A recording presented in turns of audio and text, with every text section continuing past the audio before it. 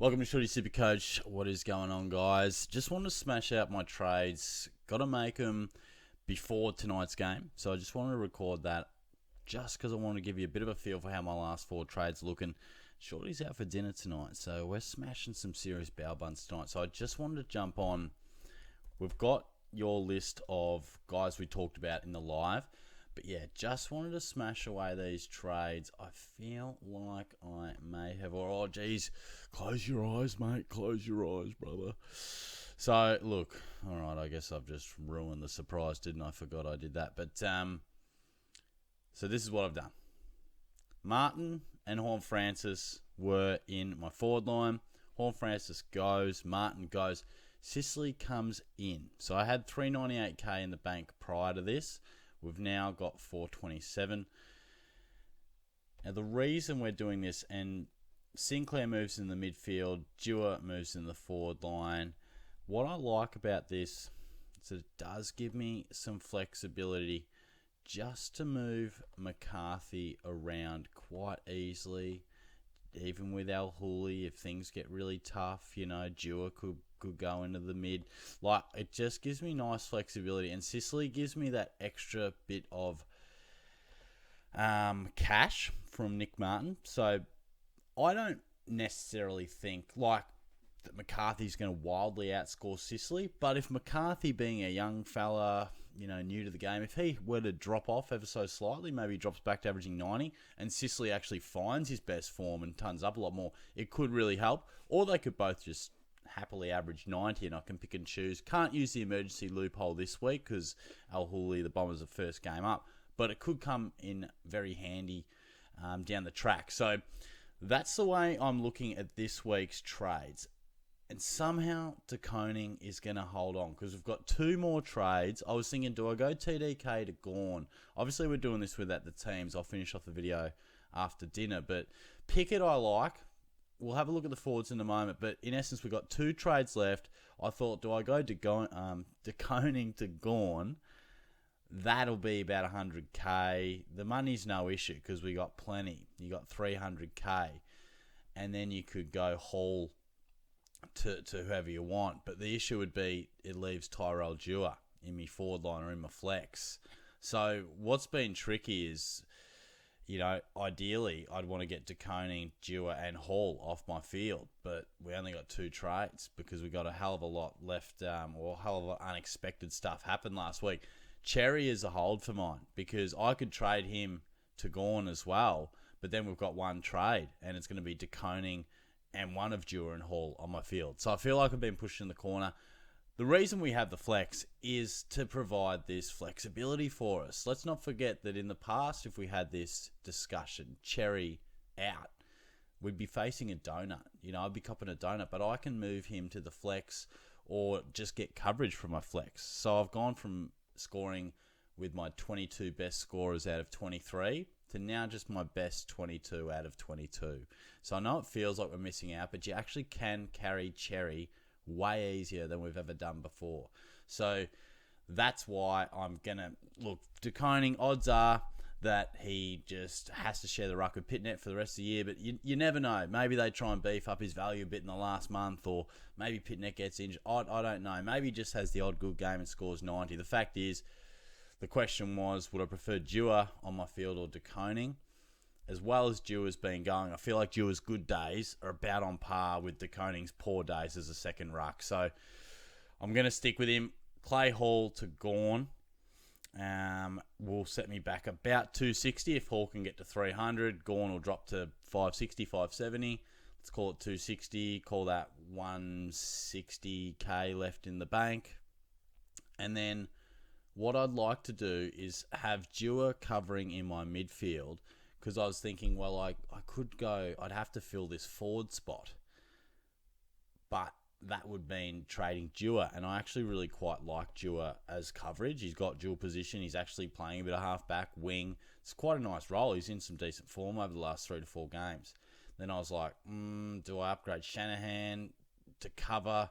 He's actually scoring okay. Job security looks all right. And it might be a bit hard because he's only at 180. We need quite a few price rises. So Johnson, I'm just hoping tonight, Johnson can can just provide even a 65. I just don't want him to be sub. I'll be furious if he's a sub. And what I want for him is to just get to maybe 280. Maybe it's 280, 290. And just see what Petrarca does. If he maybe can drop into me range of 450, 460. Maybe I can go Johnson to Petrarca. And if I can't afford, then maybe it just has to be Kennedy, who I would prefer Petrarca, but Kennedy's had a pretty good year up until last week. I don't have a clue what happened last week. Didn't get subbed off. Only had 6 touches. So any Bulldogs fans, let me know. But I'll be watching him very closely tomorrow night to see how Kennedy goes and what sort of role he has. So Kennedy's going to drop to 410, 420. So I'll be able to do Johnson, now. I could do that Johnson to Kennedy now if Johnson didn't even move and Kennedy were to drop in a week or two. So that's about where I'm thinking. And it's all in the precise dollars of what Gawn scores, what Hall scores, So, but in essence, that will give me Dewar cover in my mid. Like we said, we can swing McCarthy around. We can swing Dewar to any of these forwards because they've all got mid eligibility. Petrarca will as well. Kennedy will as well. Look, who knows? Cooper Simpson could come back. Sardo Hooley could come back. We could get some decent coverage, and it's about as complete as my side's going to look. As you guys know, I don't really want McCarthy at D6. He is going great. The role looks great. So for now, it works. But if anything were to change, let's not forget he is still very inexperienced. Things can change. Just like they did with Ryan Marrick. Things can change and we don't have a clue why. But I like having Sicily there just as a bit of a loop, just a bit of an option. So, yeah, we'll look at the teams when they come out. Well, when I'm back from dinner, we'll have a look at those sides. But just wanted to smash this one out to show you. Not that you'll see it prior to the game, but just, wanted to do it before and obviously wanted to lock in those trades before the bounce. We'll touch base probably at 9 or 10 o'clock. Cheers, guys. And guess who was the sub? Oh, of course it was my mate, Zach Johnson. How many times can the sub just mess with plans? It's insane. Like, it just adds another layer to SuperCoach this year because back in the day, if they were dropped, they were dropped. At least you could plan around it. They wouldn't lose price and runs of, cash making, accumulating. It wouldn't stop. It wouldn't be stunted by a 20. It's just been a running thing of this season. Just every single time you feel like you've got a set plan. And it just needs 1 or 2 more things to go. Someone scores 170 to just go well beyond what you would thought, or someone's a sub, or it's just wildly frustrating. So look, I should still be able to get Matt Kennedy.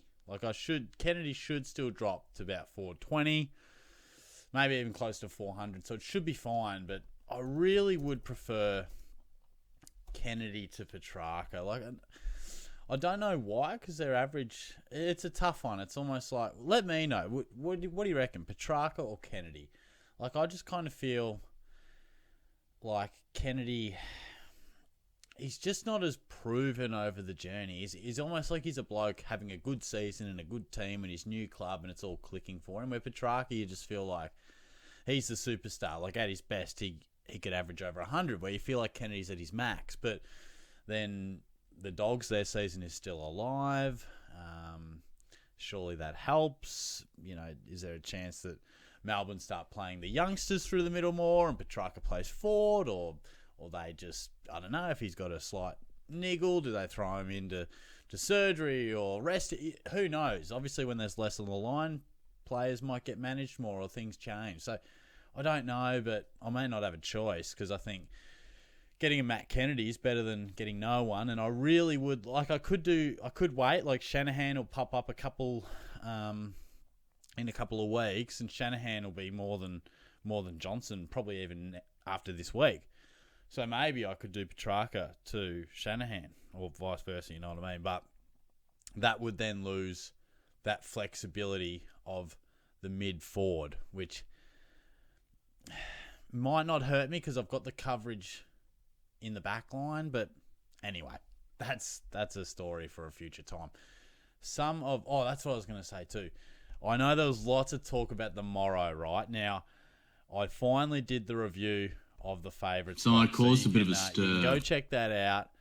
I ranked them. I can't post it on YouTube though because it's too long. So if you do want to check it out, feel free. A bit of a side note there, but let's look at some of the stuff you guys were talking about. Don't know. I name these documents the weirdest things ever. So look, Brodie Grundy, right? He was one of the huge talking points and been one of the absolute out of nowhere hot runs that I've seen. Like, this guy was 500k. Look at that, 504. And then since round 9, he's been ridiculous and could have never seen it coming. Like, he's been relatively poor for 3 years. And, okay, one was injury affected, but would have... And this start of the season just looked like the same thing was carrying on. Just Grundy, you know, he's probably just more of a 95 to 100 guy these days. Maybe 105. But this hot run is the Brodie Grundy of 2018, 2019. Outrageous stuff. So, and a lot of people were saying, do I go Grundy to sacrifice? It's almost like 99k rookie and Grundy, or maybe someone like Darcy Cameron and maybe another premium. So what I was saying is you cannot argue with Grundy. I mean, he's in insane form and the run is outrageous. You could, if you want to script up and write up a run for a ruck who's in form to continue that in-form run, you'd just about write it like this. Xerri, gone from the Roos, so he'll play some nobody. Giants, Briggs doesn't do much. Vicentini or Goldstein. Brisbane aren't historically dominant, nor are the Cats. And then the Eagles, Matty Flynn. Unbelievably good run. So he could average 130 for the rest of the year, maybe more with the hot streak he's on. But it is totally team dependent. Like for me, hell yeah, I could get Grundy for sure. But it would then mean that I couldn't get Kennedy or Petrarca. Or hey, I could get Grundy, but then that would be an extra 170k to Gawn. And that would, you know, leave me with what was my initial thing, having about 160 left over. I probably couldn't do it. I'd probably have to, if I was going, I could go to Coney to Grundy, or if I was going my Hall to Gawn and then went Hall to Grundy. Geez, I probably would barely reach him even with 430. So it's at what cost? At what cost? If you're just finishing off when he's your last premium or he's a luxury upgrade, fair enough. But we also do have some really good options like Darcy Cameron, like Max Gawn, who I think are really viable choices as well at a very similar price. Well, they're at similar prices. They're a much cheaper alternative to Grundy. And of course, head-to-head would take Grundy. He's the most informed player in the comp. The question I would just ask you to ask yourself is how much benefit could that 170k be to you elsewhere? Don't leave yourself short elsewhere. 730 is a lot to pay for anyone. Looks likely he'll keep it going, but you don't want to cost yourself another premium or another crucial coverage because you don't want to put all your eggs in the Grundy basket by using an extra trade or suffering elsewhere, and then in a few weeks you cop a zero and it just, you know, works against itself. But clearly Grundy is an outstanding option, and we sort of covered off on that there. Connor Rozee's a straight up hold. From all I can tell, sounds like a 1 weeker, so it's pretty straightforward for me. Rozee's a hold.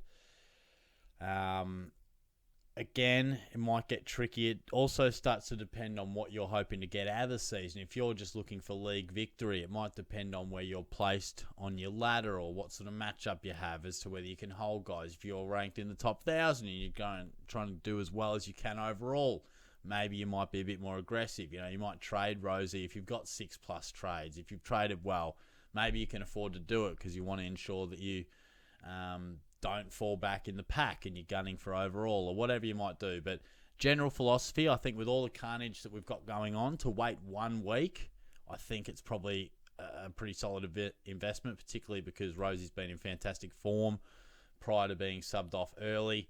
Horne-Francis, we touched on, you know, I think Pickett, Kennedy, Petrarca, all options. Kennedy not for this week. I think let him drop. Again, depends if you want the points or the price. But yeah, I think Pickett's a pretty handy option. I really like him under the 500k. You've got guys like Chad Warner and Isaac Rankin as well. I think Warner's honestly at a good price. Like, he hasn't quite been going off, but I just feel like he's always capable of some big scores. He's a bit of a hot and cold operator, and he's just been running mid for 5 weeks now. Hasn't gone over 100 for ages, but he has only had one bad one. But he is capable of big scores. Wouldn't shock me if he does catch fire again. But I think Pickett, he had an almost day last week. Took some big marks, but then wasted the footy a bit. But I think Pickett's the sort of guy, his trajectory is just going up. You talk about Petrarca, whether they give opportunities to other guys, or if he's on the slide ever so slightly. Got 10 coaches' votes on the weekend, fair to say, though. But yeah, I just feel like he is really capable. Yeah, he'll throw in the 70 or whatnot, but his centre bounce attendance is good. He's the best option in the 500k to get you big scores as well.